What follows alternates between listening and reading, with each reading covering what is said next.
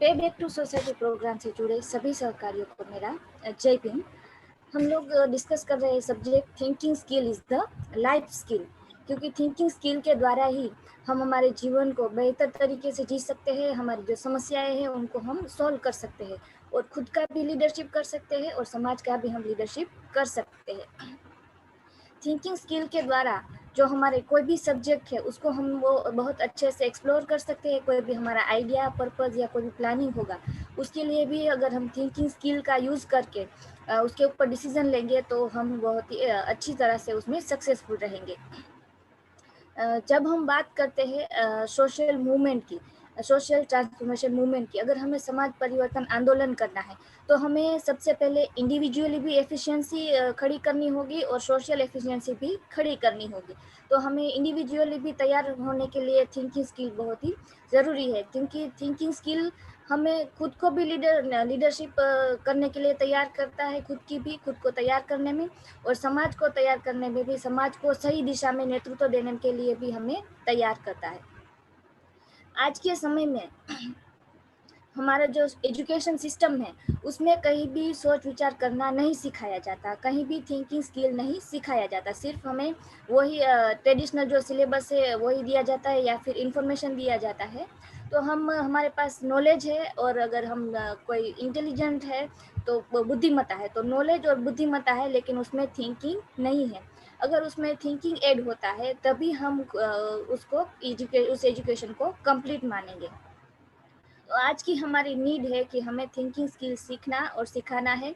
जो डॉक्टर बाबा साहब अम्बेडकर ने भी कहा कि एजुकेट यानी कि लर्न एंड टीच थिंकिंग, यानी कि थिंकिंग सीखो और सिखाओ। तो इसी तरह से थिंकिंग स्किल के द्वारा हमें खुद को भी तैयार होना है और समाज को भी तैयार होना है। थिंकिंग स्किल की डेफिनेशन अगर हम देखें, thinking skill is an oppressive skill through which intelligence acts upon experience for a purpose. इस डेफिनेशन में चार शब्द है जो इम्पोर्टेंट है: oppressive skill, intelligence, experience and purpose. Purpose यानी कि हमारा कोई हेतु है, कोई हमारा आइडिया जिसके ऊपर हमें वर्क करना है, तो उसके लिए हमारी बुद्धिमत्ता को हमें अप्लाई करना होगा और हमारा जो अनुभव है, जो एक्सपीरियंस है, उसके ऊपर हमें ऑपरेसिव स्किल को यूज़ करना होगा। ऑपरेसिव स्किल यानी कि चीर फाड़ करना, जो हमारे अनुभव है उसका हमें चीर फाड़ करना है, उसको बहुत ही अच्छे से एक्सप्लोर करना है और अपनी बुद्धिमत्ता के द्वारा हम इस चीज़ को कर पाएंगे जब हमारा कोई पर्पस होगा। यानी कि कोई पर्पस के लिए बुद्धिमत्ता के द्वारा जब अनुभव के ऊपर ऑपरेसिव स्किल को लागू किया जाता है, चीर फाड़ किया जाता है, तो उसको थिंकिंग स्किल बोला जाता है। तो ये है थिंकिंग स्किल का डेफिनेशन। थिंकिंग स्किल की जब हम बात करते हैं तो यहाँ पे जब हम देखते हैं डायग्राम में सिचुएशन है और उसके बाद सीइंग एंड जजिंग। जब हम नॉर्मल अगर विदाउट थिंकिंग जब हम सोचते हैं तो हम कोई परिस्थिति को, कोई सिचुएशन को देखते हैं और सीधा उसके ऊपर जजमेंट लेते हैं, उसको जज करते हैं। लेकिन सिचुएशन आफ्टर स्टार्टिंग थिंकिंग, जब हम सोच विचार करना शुरू करते हैं कोई चीज़ के ऊपर, तो जब कोई परिस्थिति हमारे सामने आती है तो हम उसको देखते हैं, उसके ऊपर हमारा थिंकिंग लगाते हैं, उसको और एक्सप्लोर करते हैं और उसके बाद हम उसको जज करते हैं, उसके बाद हम हमारा जजमेंट लेते हैं। तो थिंकिंग के बिफोर हम कुछ भी ध्यान दिए हुए उसको और एक्सप्लोर किए हुए जजमेंट करते हैं, लेकिन जब हम थिंकिंग ऐड करते हैं, स्टार्ट करते हैं, तो हम सही तरीके से वो जजमेंट ले पाएंगे और सही जजमेंट ले पाएंगे।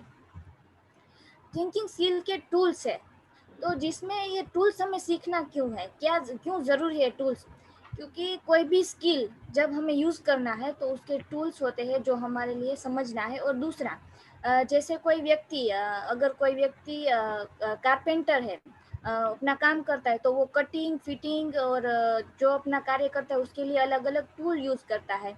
जैसे जो लकड़ी है उसको काटने के लिए अलग टूल यूज़ करता है, उसको चिपकाने के लिए अलग टूल यूज़ करता है और उसके अलग अलग शेप में कट करने के लिए अलग टूल यूज़ करता है। जैसे कारपेंटर अलग अलग टूल यूज़ करके एक चीज़ को बनाता है, उसी तरह से हमें जब थिंकिंग स्किल को यूज़ करना है तो अलग अलग सिचुएशन में, अलग अलग एक्शन में, अलग अलग आइडियाज़ में अलग अलग टूल्स हम यूज़ कर सकते हैं और इन टूल्स का यूज़ करके हम सही जजमेंट तक पहुंच सकते हैं या सिचुएशन को सही तरह से हम एक्सप्लोर या इवेल्युएशन कर सकते हैं। तो इस तरह से जो टूल्स की नीड है उसको हमें समझना है। और थिंकिंग स्किल के टूल्स है 20 से ज़्यादा टूल है, लेकिन अगर हम ये 7 महत्वपूर्ण टूल्स भी समझ पाए तो ये हमारे लिए बहुत ही महत्वपूर्ण रहेगा। सबसे पहला है PMI, यानी कि प्लस माइनस एंड इंटरेस्टिंग। यानी कि हमें कोई भी हमारे पास कोई भी ऑप्शन, कोई भी सिचुएशन है या कोई पर्पस है, तो हमें उसके प्लस पॉइंट देखने हैं, उसके माइनस पॉइंट देखने हैं, और उसमें से इंटरेस्टिंग क्या है उसको हमें देखना है। सेकंड है CAF, यानी कि कंसीडर ऑल फैक्टर्स। कोई भी एक्शन, आइडिया और प्लानिंग के लिए जब हम करते हैं तो उसके हमें सभी फैक्टर्स को कंसीडर करना है, सभी फैक्टर्स को ध्यान में लेना होगा। C&S, यानी कि कॉन्सिक्वेंसेस एंड सीक्वल, यानी कि जो काल संगत परिणाम कहते हैं कि हमारा परिणाम आएगा, लेकिन वो इमीडिएट परिणाम क्या होगा, शॉर्ट टर्म परिणाम क्या होगा, लॉन्ग टर्म परिणाम क्या होगा, और मीडियम टर्म परिणाम क्या होगा। यानी कि immediate, short term, medium term and long term. इस तरह से 4 कॉन्सिक्वेंसेस में हम उस परिणाम को देख सकते हैं, और इसी तरह से हम हमारा आगे का प्लानिंग कर सकते हैं। FIP, यानी कि फर्स्ट इम्पोर्टेंट प्रायोरिटीज। हमारे पास बहुत सारी प्रायोरिटीज होती है, लेकिन उसमें से हमें कौन सी प्रायोरिटी फर्स्ट यूज करनी है, हमारे कौन सी सबसे महत्वपूर्ण है, जो हमें पहले कार्य करना चाहिए, जिस चीज़ को हमें पहले प्रायोरिटी देना चाहिए, ये है first important priorities.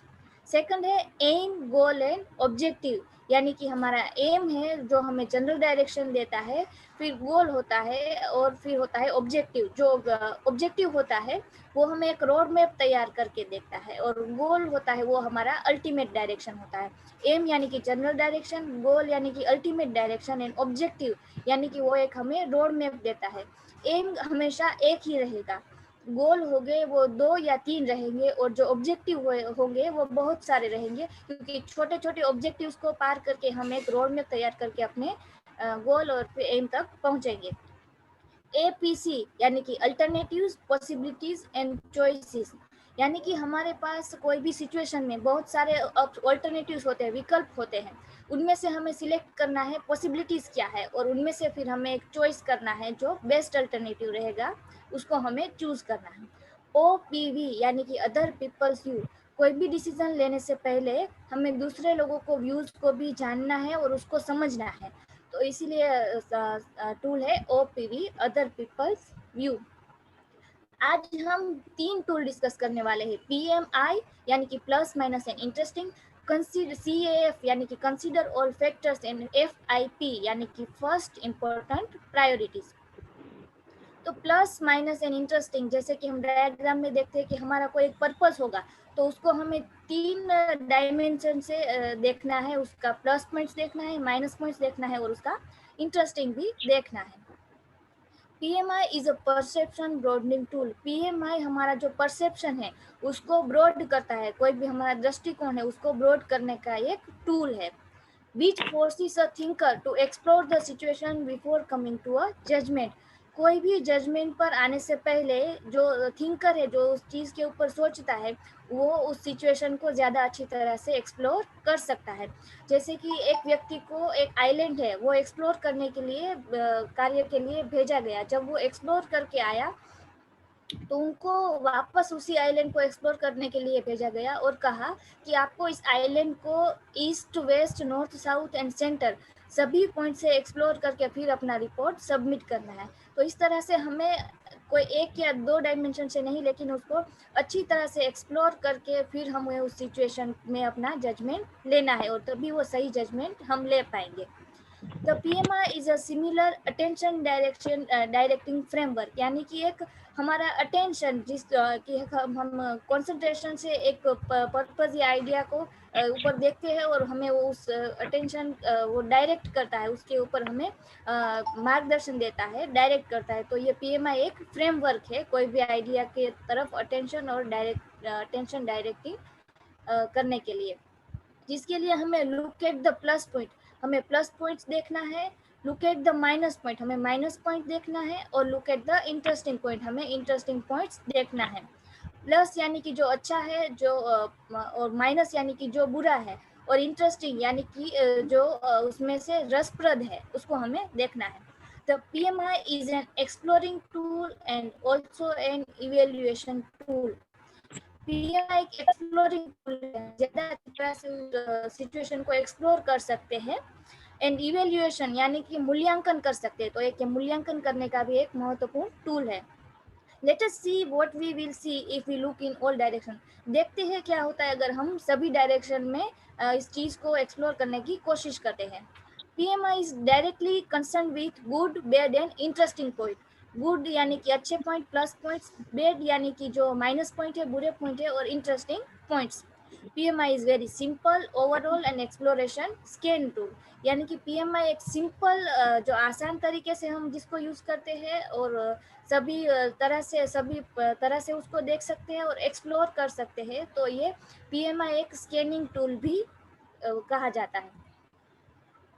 Interesting to see what would happen. हमें ये देखना है कि क्या हो सकता है अगर हम कोई सिचुएशन में है या हम कोई डिसीजन लेना चाहते हैं. अगर interesting to see what this might lead to. अगर मैं ये डिसीजन लेता हूँ तो ये क्या लीड करेगा आगे जाके, इसका क्या होगा. Interesting to see what would happen if. हमें ये देखना है इंटरेस्टिंग पॉइंट की अगर मैं इस तरह से ये करूँगा तो क्या होगा. We can use phrases like this in order to collect the interesting point. हमें interesting point collect करने के लिए इस तरह के phrases का use करना है. जैसे कि हमें कोई decision लेने में हम सक्षम नहीं है, तो हम देखते हैं कि चलो हम इसके ऊपर PMI करते हैं. अगर हमारे पास दो कोई opportunity है तो हम दोनों के ऊपर PMI करते हैं और डिसाइड कर सकते हैं कि कौन सी हमारे लिए बेटर रहेगी, उसमें से कौन सा इंटरेस्टिंग पॉइंट रहेगा, प्लस पॉइंट रहेगा या माइनस पॉइंट रहेगा.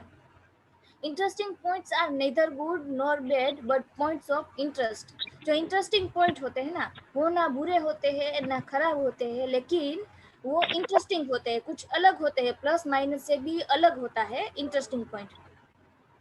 Interesting points are observations and comments. जो इंटरेस्टिंग पॉइंट होते हैं वो ऑब्जर्वेशन होता है. हम जब कोई चीज़ को अच्छी तरह से एक्सप्लोर करते हैं, अच्छे से उसका ऑब्जर्व करते हैं, तब हम उसमें से एक इंटरेस्टिंग पॉइंट भी निकाल सकते हैं, और हम जैसे कि कमेंट्स जो है उसको भी हम डिसाइड कर सकते हैं, मिल सकता है हमें.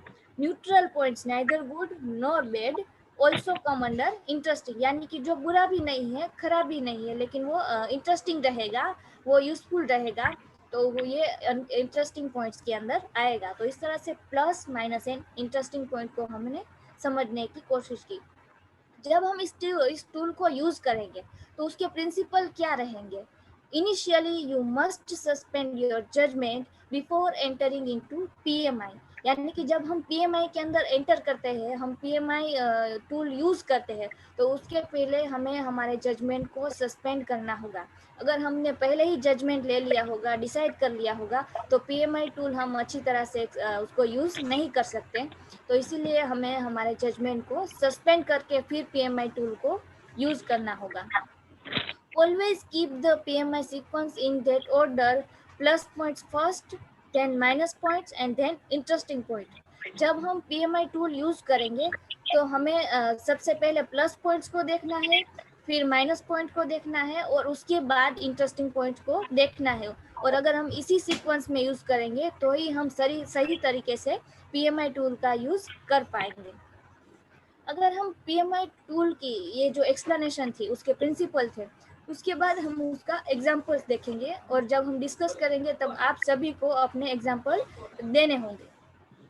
तो PMI का अगर हम एग्जाम्पल देखें कि एक छोटी बच्ची है, वो खेल रही है, तो वो उसकी मम्मी को बोल रही है कि आप मुझे कोई काम करने के लिए दीजिए. तब उसकी मम्मी उनको एक टोकरी में कुछ चीज़ें पड़ी होती है, तो वो उस बच्ची को बोलते हैं कि आप इन चीज़ों को अलग अलग करिए, जो अच्छा है वो अलग करिए, जो बुरा है वो अलग करिए. लेकिन जब उनकी मम्मी उसके पास जाती है तो उसने वो चीज़ अलग अलग तो की, लेकिन उसने 3 पार्ट में अलग की, जो उसको 2 पार्ट में बोला गया था. तो उन्होंने बोला कि ये आपने क्यों किया, कैसे किया. तो उन्होंने कहा कि जो कुछ चीज़ें इसमें से अच्छी थी जो मैंने अलग करी, कुछ चीज़ें बुरी थी उनको अलग करी, लेकिन कुछ चीज़ें जो मेरे काम की थी, जो इंटरेस्टिंग थी, उसको मैंने अलग किया है. जो अच्छी है ना बुरी है, लेकिन वो इंटरेस्टिंग है, जो ज़रूरी है उसके लिए यूजफुल है.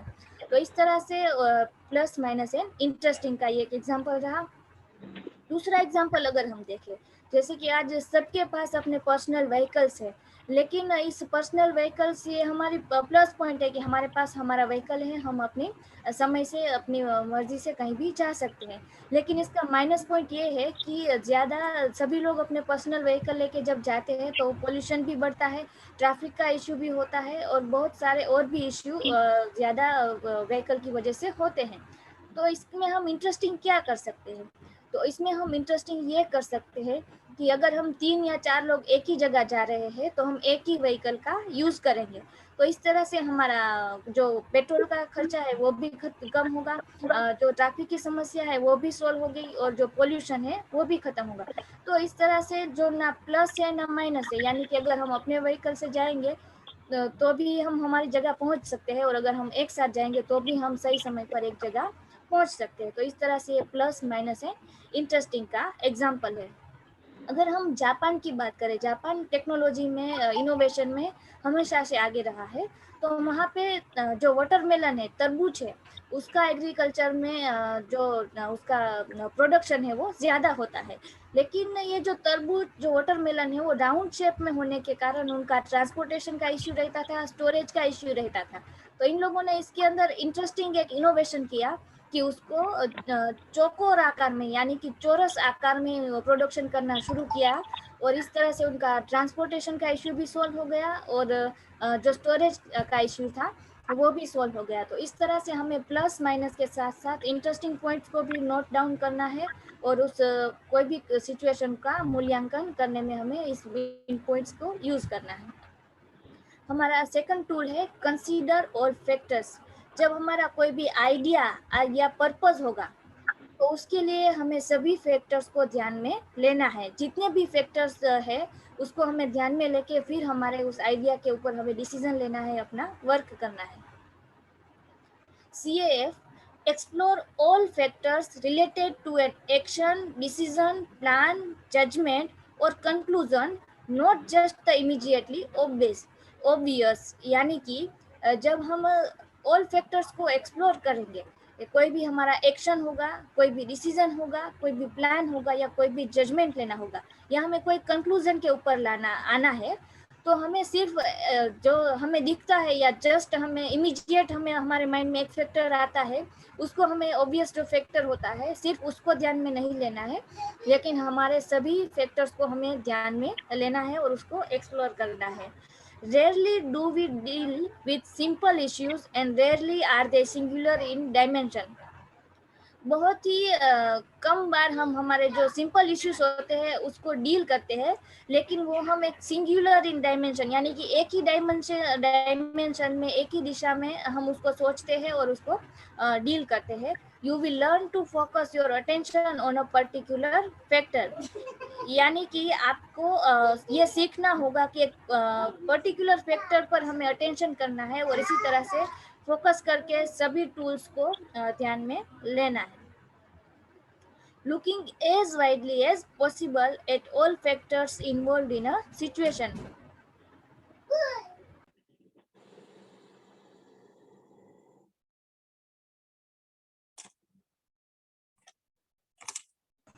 Looking as widely as possible at all the factors involved in a situation। यानी कि कोई एक सिचुएशन के साथ जो भी फैक्टर इन्वॉल्व है उसको हम जितना भी सोच सकते हैं, जितना वाइडली सोच सकते हैं, उस तरह से हमें पॉसिबल जितना है उस तरह से हमें उन फैक्टर्स को देखना है जो भी सिचुएशन से इन्वॉल्व हो। CAF is a crystallization of the process of trying to consider all factors in a situation। Consider all factor tool है ये क्रिस्टलाइजेशन ऑफ द प्रोसेस, यानी कि हम जो क्रिस्टल क्लियर देख सकते हैं, एकदम आर पार देख सकते हैं, उस तरह से जो हमारा सिचुएशन है उसको वो क्रिस्टल क्लियर करता है। और जब हम उन सभी फैक्टर्स को कंसिडर करेंगे, जब ध्यान में लेंगे, this thinking is essentially related to action, decision, judgment and coming to a conclusion। यानी कि जो हमारा एक्शन, डिसीजन, जजमेंट और कंक्लूजन है उससे बहुत ही रिलेटेड है और महत्वपूर्ण है। The factor affecting one self. जब हम कंसिडर ऑल फैक्टर्स को देखते हैं तो हमें उन फैक्टर्स को देखना है जो हमें अफेक्ट करते हैं, हम जब उस एक्शन को करेंगे या डिसीजन को लेंगे। The factors affecting other people, यानी कि कुछ ऐसे फैक्टर जो दूसरे लोगों को भी अफेक्ट करेंगे। अगर हम कोई डिसीजन लेंगे तो दूसरे लोगों को भी ये फैक्टर्स अफेक्ट करेंगे, और the factors affecting society in general, यानी कि कुछ ऐसे फैक्टर्स जो सोसाइटी सामान्य तौर से समाज को भी अफेक्ट करेंगे। तो हमारा कोई भी एक्शन, डिसीजन या जजमेंट होगा तो उसके लिए हम इन सभी फैक्टर्स को ध्यान में लेना है, जो वन सेल्फ यानी खुद को अफेक्ट करे, अदर पीपल यानी कि दूसरे लोगों को अफेक्ट करे, एंड सोसाइटी इन जनरल यानी कि दूसरे लोगों, समाज को भी सामान्य तौर से जो फैक्टर्स अफेक्ट करते हो वो हमें ध्यान में लेके फिर अपना डिसीजन लेना है या जजमेंट लेना है।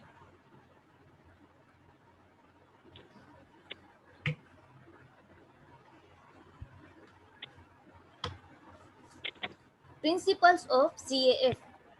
जब हम कंसीडर ऑल फैक्टर्स को यूज करते हैं तो उसके लिए हमें कुछ प्रिंसिपल्स को भी ध्यान में लेना है। Doing CAF is useful before choosing, deciding और प्लानिंग, यानी कि जब हम कंसीडर ऑल फैक्टर्स को यूज करते हैं तो उसके लिए हमें सबसे पहले जो भी हमारा चूज हमने कोई किया हो, कोई भी डिसीजन लिया हो, कोई प्लानिंग किया हो, उसके पहले हमें CAF को यूज करना है। अगर हमने पहले ही चूज कर लिया है या हमने पहले ही कोई डिसीजन ले लिया है तो CAF अच्छी तरह से वो यूज नहीं कर पाएंगे। तो हमें before choosing, deciding and planning CAF को यूज करना है। It is better to consider all factors first and then pick out the ones that matter most. ये अच्छा रहेगा कि हम सभी फैक्टर्स को पहले ध्यान में लें, उसको नोट डाउन करें, और फिर उनमें से जो बहुत जो मैटर मोस्ट यानी कि जो हमारे डिसीजन के लिए ज़्यादा महत्वपूर्ण है उसको हमें पिक आउट करना है, उसको हमें सिलेक्ट करना है। तो इस तरह से, and you may have to ask someone else to tell you whether you left out some important factors. हम दूसरे व्यक्ति से भी पूछ सकते हैं कि अगर इस डिसीजन या प्लानिंग या मुझे कोई चूज करना है कोई पॉइंट, तो उसके लिए मैं दूसरे व्यक्ति से भी पूछ सकता हूँ कि कहीं मेरा कोई इम्पोर्टेंट पॉइंट तो नहीं छूटा। तो इस तरह से हम दूसरे व्यक्ति से भी इम्पोर्टेंट फैक्टर्स कोई प्लानिंग के लिए, एक्शन के लिए पूछ सकते हैं। If you have left out an important factor, your answer may seem right, but will later turn out to be wrong. यानी कि अगर आप कोई इम्पोर्टेंट फैक्टर आपसे छूट जाता है और आप डिसीजन ले लेते हैं, उसके ऊपर एक्शन ले लेते हैं, तो ये उस समय तो हमें सही लगेगा, लेकिन वो आगे जाके हमारे लिए गलत रहेगा। वो हमारा कार्य है या वर्क या प्लानिंग है, उसको आगे जाके कहीं ना कहीं गलत दिशा में ले जाएगा या रुक जाएगा। If you do a CAF on someone else thinking, you may be able to tell the person what has been left out. यानी कि अगर आपसे कोई व्यक्ति पूछता है और आप उनके लिए कोई इम्पोर्टेंट फैक्टर के बारे में सोचते हैं, तो आप दूसरे व्यक्ति को जब इम्पोर्टेंट फैक्टर के बारे में सोचते हैं तो तब आप वो एबल होना चाहिए कि आप उनसे क्या इम्पोर्टेंट फैक्टर छूटा है। तो उसको भी हमें ध्यान लेके इस तरह से जो कंसीडर और फैक्टर्स है उसको भी हमें समझना है और इसको यूज करना है। ये सेकंड टूल है। अगर हम इसका एग्जांपल देखें कि जैसे अगर हम वेकेशन में अगर हम कहीं पे टूर पे जाने का सोच रहे हैं, कहीं पिकनिक पे जाने का सोच रहे हैं, तो हम सारे फैक्टर्स देखेंगे कि उस जगह का जियोग्राफिकल कंडीशन कैसा है, वहाँ पे अभी जो मौसम कैसा है, फिर वहाँ पे फाइनेंशियल हमें कितना खर्चा रहेगा, वहाँ पे ट्रांसपोर्टेशन सिस्टम कैसा है, सिक्योरिटी कैसा है। तो इस तरह से बहुत सारे जो फैक्टर्स है उन सभी फैक्टर्स को ध्यान में लेके ही फिर हम वहाँ जाएंगे। या फिर हम कोई बिजनेस करना चाहेंगे तो उस बिजनेस करने के लिए भी हम कौन सा प्रोडक्ट बेचेंगे, कौन से प्रोडक्ट का हमें प्रोडक्शन करना है, और ये इसकी नीड कहाँ है, कहाँ पे इस प्रोडक्ट का डिमांड है, कैसे इस प्रोडक्ट का हमें ट्रांसपोर्टेशन करना है, कैसे हमें प्रॉफिट मिलेगा। तो इस तरह से हमें हर एक फैक्टर्स को ध्यान में लेके फिर हम हमारे बिजनेस का अगर प्लानिंग करेंगे, डिसाइड करेंगे, तो हम सही दिशा में अपना डिसीजन ले पाएंगे। तो इस तरह से ये थे कंसीडर और फैक्टर्स के एग्जांपल्स। हमारा थर्ड टूल है फर्स्ट इम्पोर्टेंट प्रायोरिटी। यानी कि हमारे पास बहुत सारी प्रायोरिटीज होती है, लेकिन उनमें से इम्पोर्टेंट प्रायोरिटी क्या है उसको हमें सिलेक्ट करना है। This is attention direction tool, यानी कि ये हमारा हमें अटेंशन की जिस तरफ हमें अटेंशन लेना है उस तरफ हमें डायरेक्ट करता है, ये टूल है। It is crystallization process to pick up first important priority. ये क्रिस्टलाइजेशन प्रोसेस है, यानी कि जैसे हमने डिस्कस किया कि एक आर पार देख सकना, हम एक क्रिस्टल क्लियर हमें आइडिया आ सकता है कि हमारे लिए फर्स्ट इंपॉर्टेंट प्रायोरिटी क्या है और उसको हमें पिकअप करने का ये प्रोसेस है।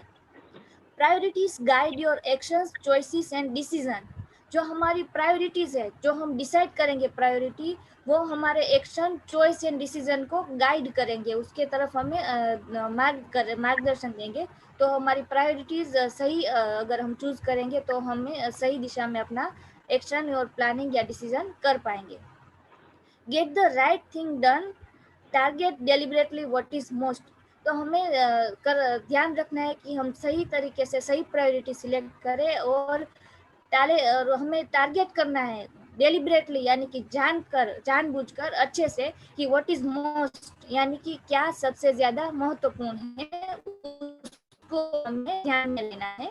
Important and work must be done. हमें देखना कि ये